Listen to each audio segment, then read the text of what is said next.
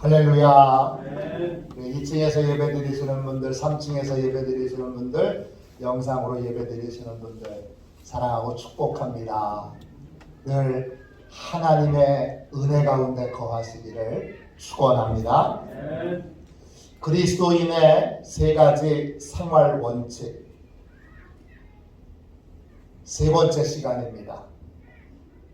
오늘 같이 읽은 말씀은 그리스도인의 생활 원칙을 우리에게 소개해 주고 있습니다.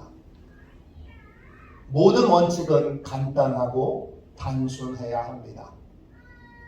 그리스도인의 생활 원칙도 세 가지로 간략하게 정리할 수 있습니다.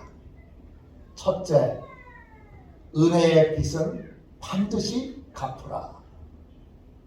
둘째, 악을 악으로 갚지 말라. 셋째, 선으로 악을 이기라. 첫째 원칙은 은혜의 빚은 반드시 갚으라입니다. 하나님이 우리에게 은혜 베풀어 주셨습니다. 우리는 다 은혜 받은 자이기에 은혜를 갚아야 합니다. 하나님은 하나님께 받은 은혜를 사람에게 갚으라고 하십니다.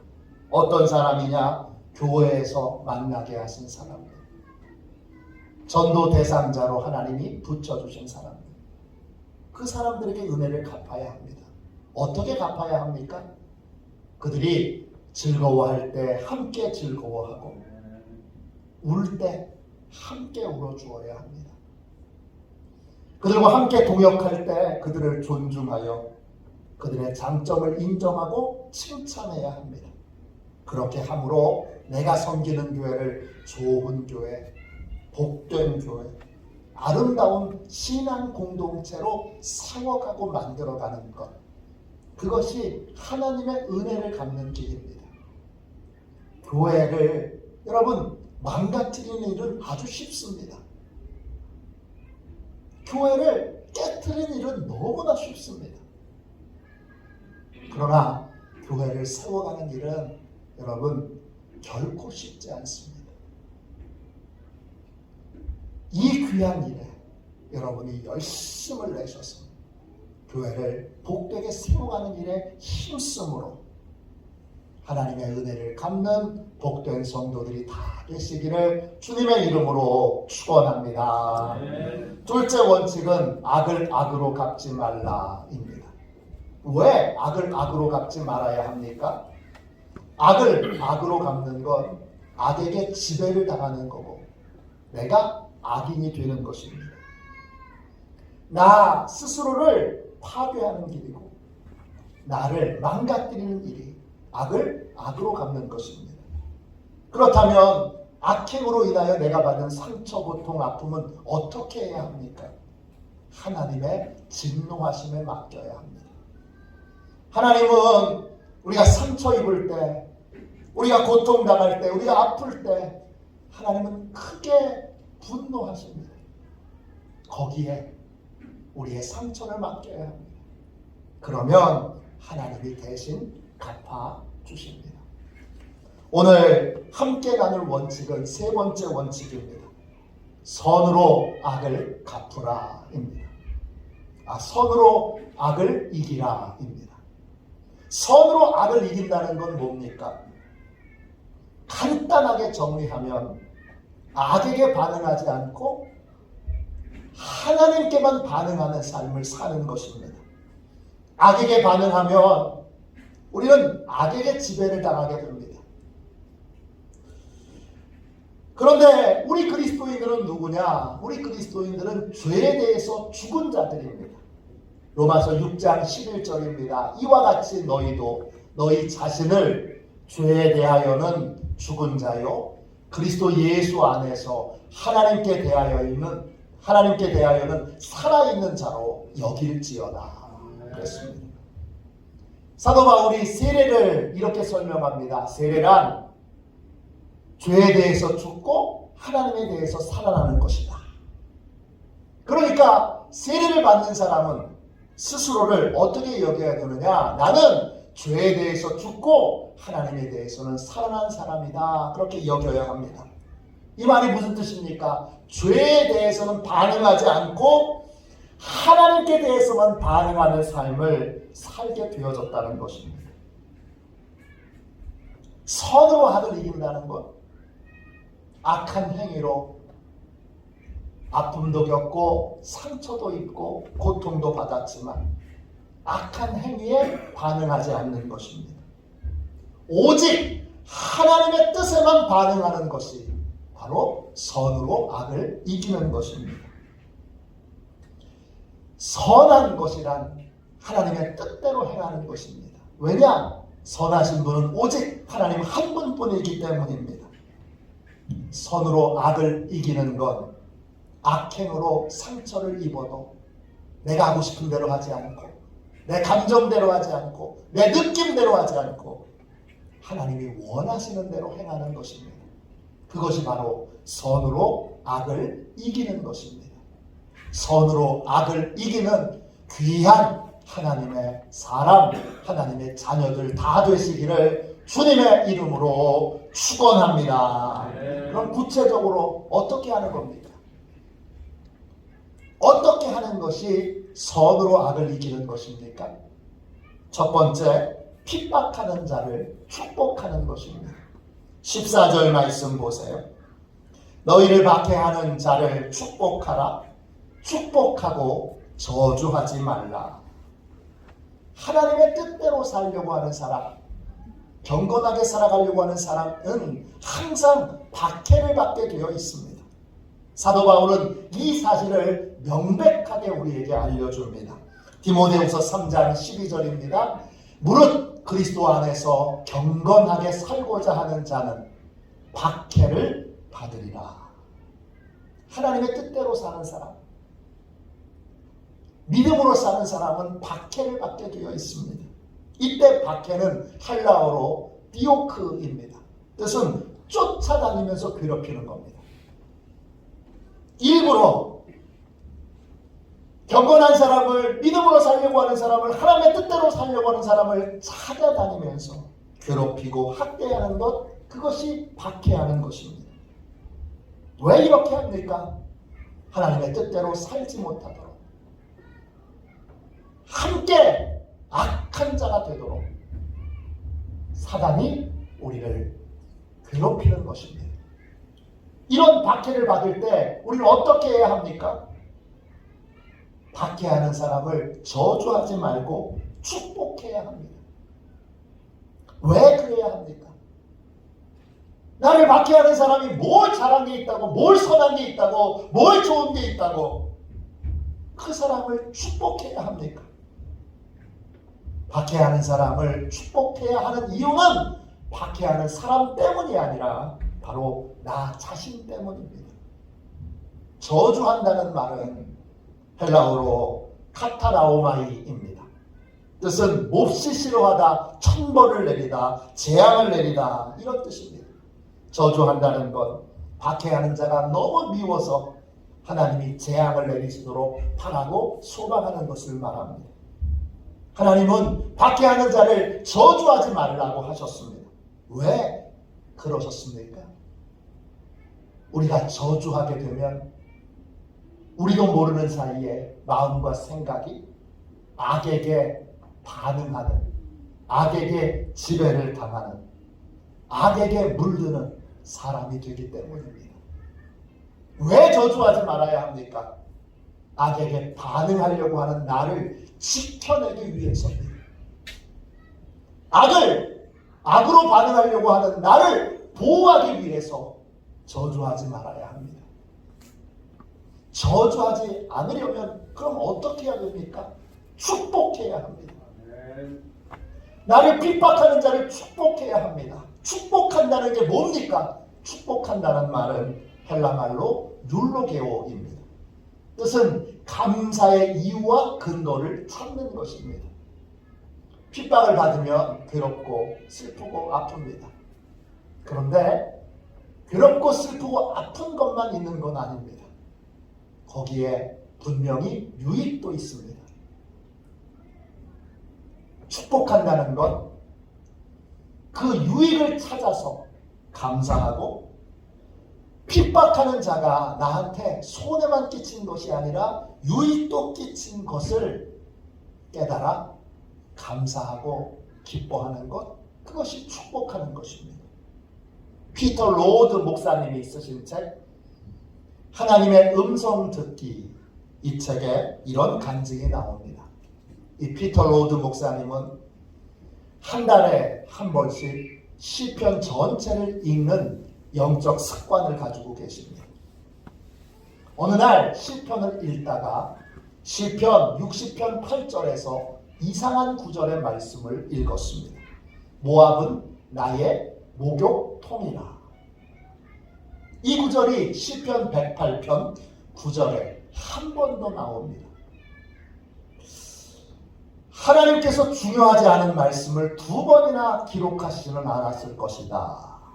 이런 생각이 들어 이 말씀이 무슨 뜻일까? 이 말씀에 머물러 있는데 하나님이 성경 사전을 통해서 모압이라고 하는 단어를 찾아보라고 하십니다. 성경 사전을 통해서 모압을 찾아봤더니 모압은 이스라엘 바로 옆에 살았던 악한 친척입니다. 바로 옆에서 괴롭히는 악한 친척이 바로 모압입니다.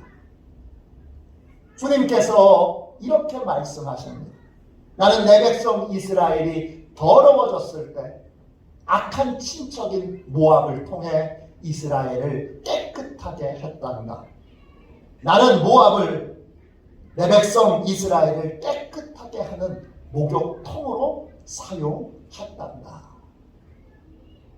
이 말씀의 의미는 놀라운 말씀이었는데 피터 목사님은 왜 하나님이 자신에게 이 말씀을 하셨는지 이해할 수 없었습니다. 그래서 하나님께 이렇게 물었습니다. 하나님, 이 말씀이 저와 무슨 관계가 있습니까? 하나님께서 피터 목사님께 이렇게 말씀하셨습니다.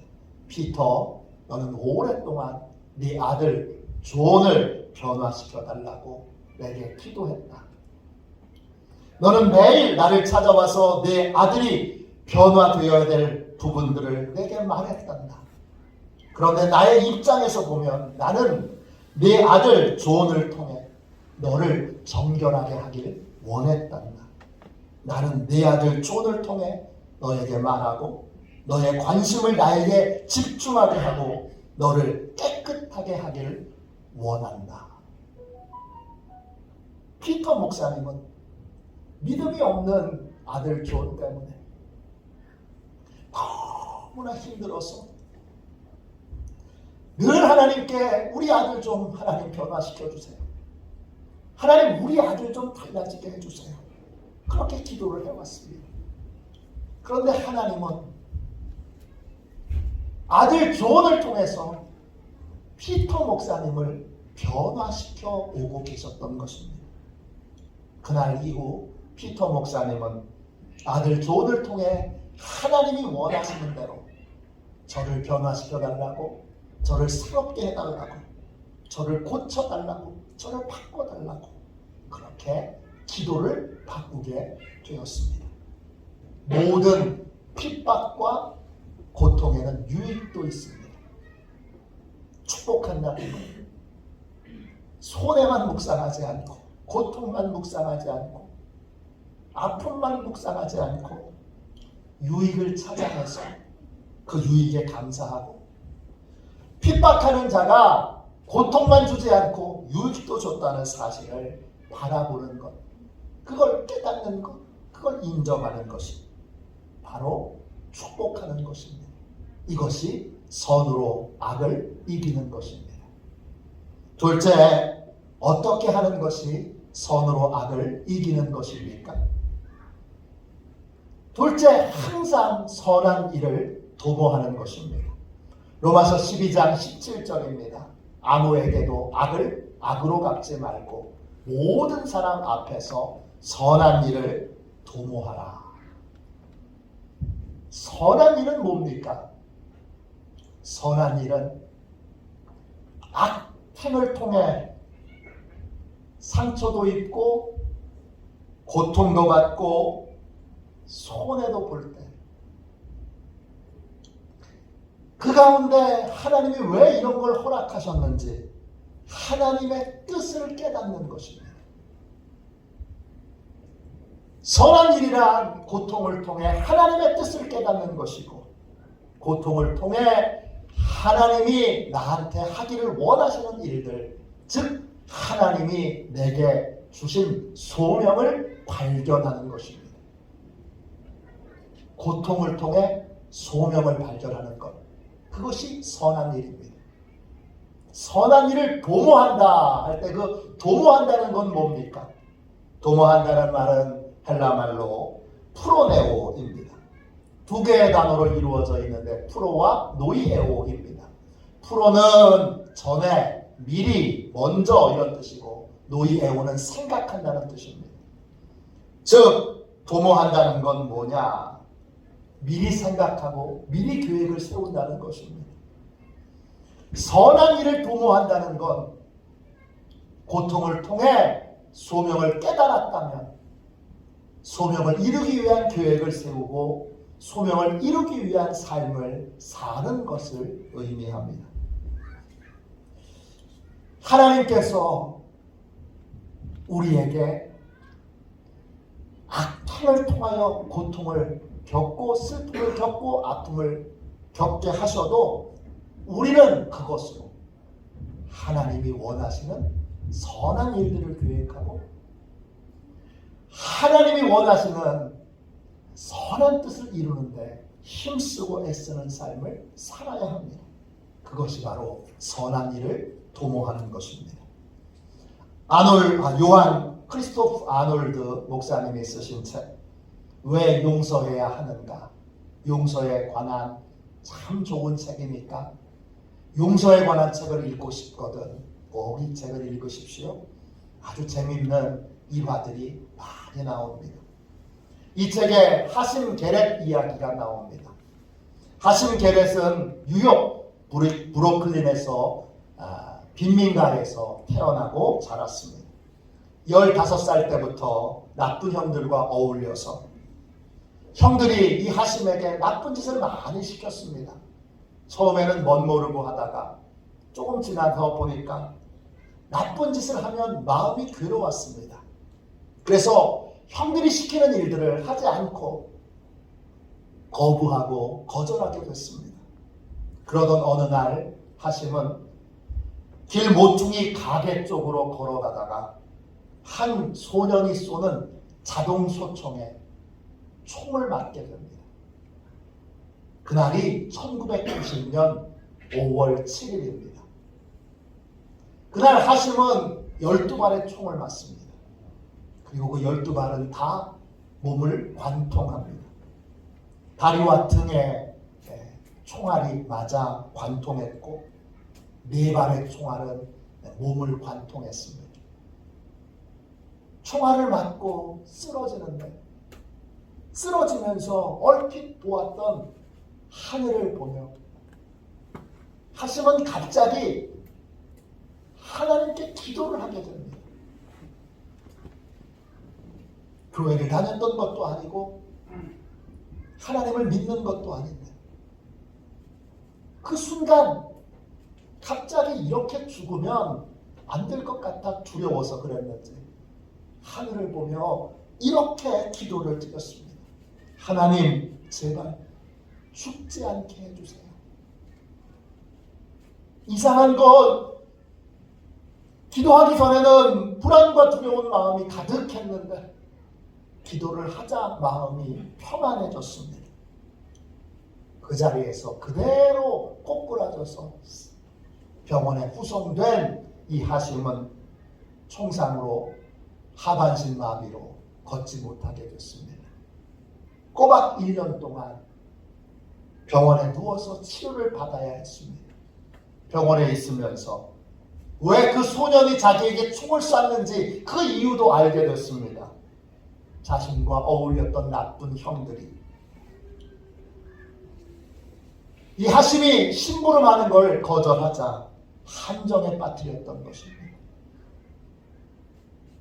하심은 이 자기에게 총을 쏜 소년과 자기에게 끔찍한 배신의 고통을 안겨준 그 형들에 대한 복수심과 분노로 병원에 있는 동안 힘든 시간을 보냅니다. 그러다가 어느 날 우연히 이런 생각을 갖게 됐습니다. 왜 하나님이 나 같은 나쁜 놈을 총에 맞아 그냥 죽게 내버려 두시지 않고 왜 나 같은 나쁜 놈의 기도를 들으셨을까?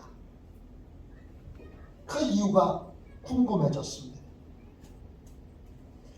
그날 분명히 하나님이 내 기도를 들으셨다는 확신을 받았는데 왜 하나님이 내 기도를 들으셨을까? 그때부터 그 이유를 알도록 하나님께 기도를 드리게 됩니다. 기도를 드리면서 하심은 제일 먼저 나는 언제든지 총에 맞아 죽을 수밖에 없는 인생을 살았다는 걸 깨닫게 됩니다. 사고가 있기 6개월 전에 형들이 시켜서 그가 다른 사람에게 총을 쏜 적이 있습니다. 형들이 시켰기 때문이기도 하고 자신이 얼마나 센 사람인지를 나타내 보여주기 위해서 그렇게 했습니다. 그리고 6개월이 지난 후에 자신이 다른 사람의 총에 맞아 불구가 되었습니다. 그 소년도 그 형들이 분명히 시켜서 총을 쐈을 것입니다. 하심은 자신이 겪는 고통이 자신이 뿌린 것에 대한 결과라는 사실을 깨닫게 됩니다. 그걸 깨닫는 순간 새로운 인생을 살려면 이제는 다른 것을 뿌려야 한다는 사실을 깨닫게 됩니다. 이것이 그가 시작하게 된 회개입니다. 불행을 심으니까 불행을 거두고 고통을 심으니까 고통을 거두게 되니까 이제는 복을 심어야 되겠다는 생각을 갖게 됩니다. 그 출발점이 하심인 무엇인지 잘 알았습니다. 그건 그 소년과 형들을 용서하는 것이었습니다. 그런데 현실의 고통은 그 형들을 용서하지 못하게 만듭니다. 왜냐? 15살 된 소년이 화장실도 다른 사람의 도움 없이는 갈 수 없는 상태였습니다. 아무리 용서해도 다시는 걸을 수 없을 겁니다. 그러나 분노와 복수심으로 매일 혼란과 번민과 고통의 시간을 보내는 지옥 같은 삶을 이제 끝내야 했습니다. 그래서 그는 큰 결심을 하고 자신은 복된 것을 심기로 결심합니다. 그래서 처음 심은 것이 용서였습니다. 그는 자신을 총으로 쏜 소년과 나쁜 형들을 용서했습니다. 그런 다음 하나님께서 왜 자신을 살려두셨는지 그 이유를 하나님께 묻기 시작하며 나를 살려주셨을 때에는 분명한 이유가 있을 것이라고 믿고 오랫동안 그 이유를 찾아 기도합니다. 어느 날 하나님이 왜 살려두셨는지 그 이유를 깨닫게 해주십니다. 그를 살려두신 이유는 폭력의 악순환이 반복되는 빈민가의 아이들, 빈민가의 불량배들, 빈민가의 소년들을 구원해내도록 하기 위해서였습니다. 그는 자신의 소명을 깨닫고 지혜와 이해, Wisdom and Understanding 이라고 하는 단체를 만듭니다. 그리고 그는 지금 미국 전역을 다니면서 빈민가에서 자라는 불량배들, 불량 청소년들을 만납니다. 그 만날 때 그는 하반신 마비로 목발을 짚고 그들을 만납니다. 그들을 만날 때 그는 자신의 총이 자신의 몸에 총알이 관통한 흔적들을 보여줍니다. 그리고 그들에게 말합니다. 자신이 어떻게 용서를 통해 폭력의 악순환에서 벗어날 수 있었는지, 어떻게 자신이 새로운 인생을 살 수 있었는지, 어떻게 자신이 복을 심는 삶을 살게 되었는지 그 이유를 설명하고 소개합니다. 그는 하반신 마비의 불구를 그 학생들에게 자랑합니다. 총알을 맞은 흔적들을 자랑합니다. 그는 심지어 총알을 맞았던 그날을 이렇게 고백합니다. 그날은 제 인생의 최고의 날이었습니다. 저는 그날 제 인생을 제대로 보게 되었고 새로운 인생을 살 수 있게 되었습니다. 선한 일을 도모한다는 것, 고통을 그냥 고통으로 끝내지 않고 고통을 통해 나를 향한 선한 하나님의 뜻을 깨닫고 나를 향한 소명을 발견하고 그 소명을 이루는 삶을 사는 것입니다. 세 번째, 어떻게 하는 것이 선으로 악을 이기는 것입니까? 할 수 있거든 모든 사람과 화목하는 것입니다. 로마서 12장 18절입니다. 할 수 있거든 너희로서는 모든 사람과 더불어 화목하라. 하나님이 이 부분에서 할 수 있거든 이라는 전제를 붙여주십니다. 더불어 화목할 수 없는 사람이 분명히 있습니다. 계속 폭력을 행사하는 사람, 계속 피해를 주고 괴롭히는 가해자, 이런 사람들과는 따로 떼어서 피해자들을 보호해야 합니다. 그런 사람들과는 더불어 화목할 수 없습니다. 이런 경우가 아니라면 우리는 모든 사람과 더불어 화목해야 합니다. 모든 사람이라고 했지만 핵심은 나에게 피해를 주고 고통을 주고 아픔을 준 사람과 화목하는 것입니다. 왜 악행을 행한 자와 화목해야 합니까? 화목하다는 건 아무것도 없었던 일처럼 다 잊어버리고 산다는 뜻이 아닙니다.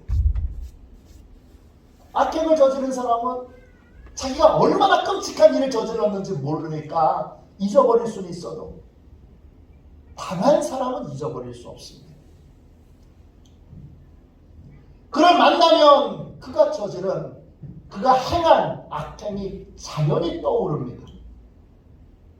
그런데 어떻게 다 잊고 아무 일도 없는 것처럼 그렇게 지낼 수 있습니까? 그건 불가능합니다.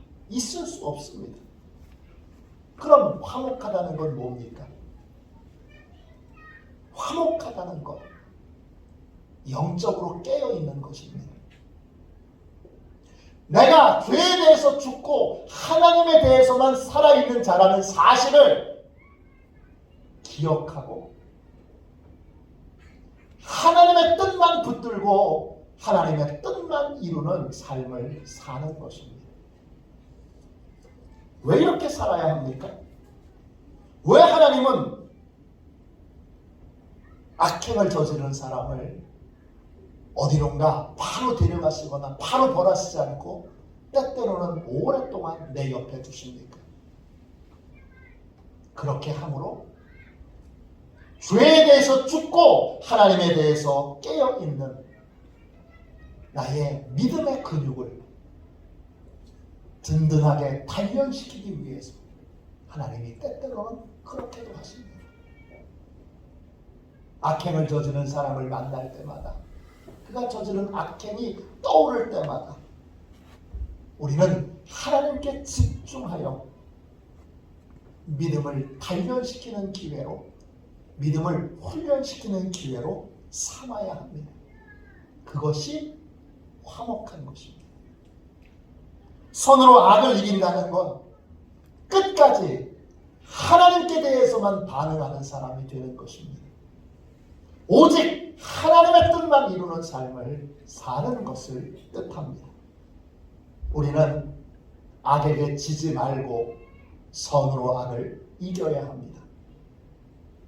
선으로 악을 이기는 방법은 모든 고통과 상처와 아픔에서 상처만 보고 고통만 보고 아픔만 보지 않고 거기에 있는 아주 사소한 작은 유익이라도 유익을 찾아내서 감사하는 것입니다. 또 그런 고통을 통한 하나님의 소명, 나를 향한 소명을 발견하는 것이고 소명을 이루는 삶을 사는 것입니다. 또 상처를 준 사람, 고통을 준 사람, 아픔을 준 사람을 만날 때 끝까지 하나님의 뜻에만 집중하고 하나님께만 살아있는 인생으로 삶을 사는 것입니다. 이 선으로 악을 이기는 것 한 번의 싸움으로 끝나지 않습니다. 어떤 때는 평생을 싸워야 할지도 모릅니다. 그래도 우리는 싸워 승리해야 합니다. 내가 진짜 죄에 대해서는 죽고 하나님에 대해서 살아있는 자인지 악행에 대하여 어떻게 반응하느냐를 통해 하나님은 확인하십니다. 악행을 통해 어떻게 반응하느냐를 통해 하나님은 우리가 진짜 죄에 대해서 죽었는지 진짜 하나님에 대해서만 살았는지 이걸 확인하십니다. 성령의 권능으로 죄에 대해서는 죽고 오직 하나님에 대해서는 살아있는 악을 악으로 반응하지 않고 악행을 통해 고통과 상처와 아픔을 받아 하나님께만 살아있는 자로 하나님께만 반응하는 자로 하나님의 뜻을 이루는 데에만 집중하는 자로 그렇게 살아가는 복된 하나님의 사람, 하나님의 성도들 다 되시기를 주님의 이름으로 축원합니다. 이 시간 우리 함께 찬송가 499장 1절만 한번 찬양하고 우리 통성으로 기도하도록 하겠습니다. 499장 1절만 한번 찬양하고 우리 통성으로 선으로 악을 이기는 삶을 살도록 기도하겠습니다.